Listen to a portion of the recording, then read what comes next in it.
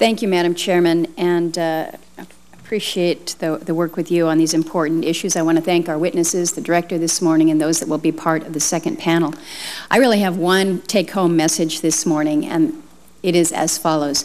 The only way that American resources will generate revenue and create jobs is if American workers and businesses are allowed to access those resources. You have to have access.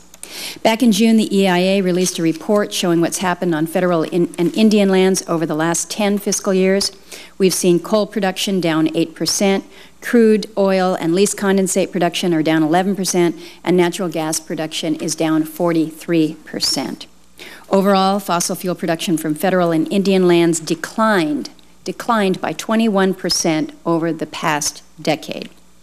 And when we're talking about generating revenue and creating jobs, we're really talking about increasing production. And when we're talking about increasing production, we're really talking about increasing access.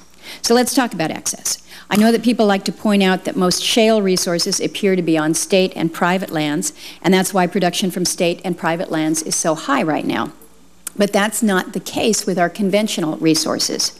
Consider the Arctic coastal plain within the non-wilderness portion of ANWR. According to USGS, there are between 5.7 billion and 16 billion barrels of oil located there. If you take the mean estimate at 10.3 billion at a price of $100 per barrel, then the taxes and royalties generated from that production would amount to some $153 billion over 30 years. $153 billion over 30 years. That's not my math. That's coming from the Congressional Research Service, from CRS.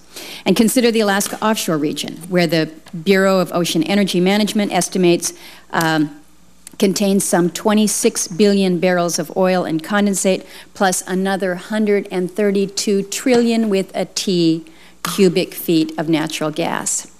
Now, every American has heard of the Gulf of Mexico, and many have now heard of the Bakken and the Eagle Ford. I live and breathe for the day when every American will have also heard of the Chukchi, of the Beaufort, of Cook Inlet, and other resource-rich areas that we have in Alaska.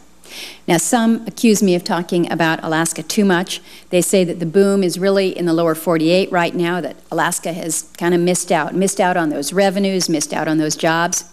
But look at what's going on around the world. We have Iraq ablaze, Syria in turmoil, Russia and Ukraine and Europe on the brink, with energy security on everybody's mind, and with policymakers here in Washington debating how, not whether, to use our energy resources as an instrument of national advantage. My answer is, why not talk about Alaska? Why not talk about what we have up north? Resources, of course, are more than just energy. Certainly the mining industry provides thousands and thousands of good jobs across the country, as it provides the building blocks for nearly every other part of our economy. The federal government also made a promise over a century ago to actively manage our national forests and pay 25% of the receipts to counties, parishes, and boroughs containing national forest land. It was only fair because the federal government doesn't pay local taxes, so it would share revenue generated from these forests to help fund essential services such as schools and roads. These payments are often called national forest receipts, or 25% payments. Back in 1937, BLM also began sharing commercial receipts generated on Oregon and California Grant Railroad lands. The primary source of commercial receipts for these revenue-sharing programs is timber receipts. And I can tell you, for a while, we cut a lot of timber and generated a fair amount of money. It created some good jobs, some very good jobs in our rural communities that you could raise a family on. At the peak in 1989, the Forest Service shared approximately $362 million with counties, and BLM O&C payments totaled about $110 million. But all that changed somewhat abruptly, and receipts generated have declined dramatically since. You only need to look at where we are today. In fiscal year 2013, if revenue sharing had been used to make payments rather than secure rural schools, the estimated 25% payment would have been just $58 million, the lower dotted line on the air. That's $58 million for the entire forest. In my home state of Alaska, on the Tongass, the devastation could not have been more apparent. Back in 1990, the Tongass supported a vibrant timber industry with more than 1,000 good middle-income jobs. We harvested more than 400 million board feet and generated more than $47 million, which we shared with communities across Southeast Alaska. But do you know how much we're earning nowadays? In FY 2013, we barely harvested 35 million board feet. The receipts generated from that paltry harvest were just about $1 million. That's a rounding error compared to where we used to be. And those good jobs, we now have a third of the jobs, roughly 300, than we counted on in the 1990s. So what happened? What happened is that federal environmental policy, regulations, the 2001 Clinton roadless rule, the listing of the northern spotted owl, and the ensuing litigation halted timber harvesting on our national forests, crippled the timber industry. It turned many of our forests into tinderboxes and devastated the economies of rural communities across the West. These days, we actually burn more timber than we cut. And we pay counties secure rural schools money to basically look the other way. This is a travesty, Madam Chairman. We've taken away the economic ability of these communities to survive on their own and make them dependent on federal assistance. And it's not the community's fault, which is why I've supported the Secure Rural Schools extension and reauthorizations, but the status quo isn't sustainable either.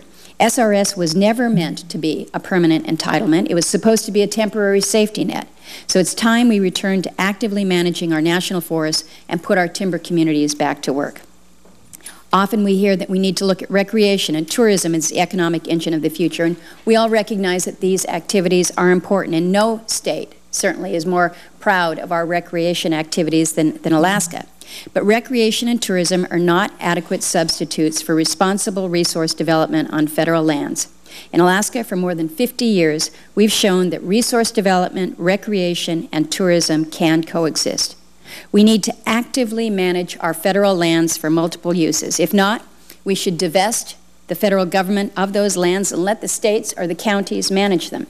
Now, some will paint this as a clear choice that is somewhat extreme, but we do need to address head-on the fact that federally owned land has a profound impact on the communities that depend on them for their survival. And I think we'll probably hear that from the witnesses in the second panel. Thank you, Madam Chairman.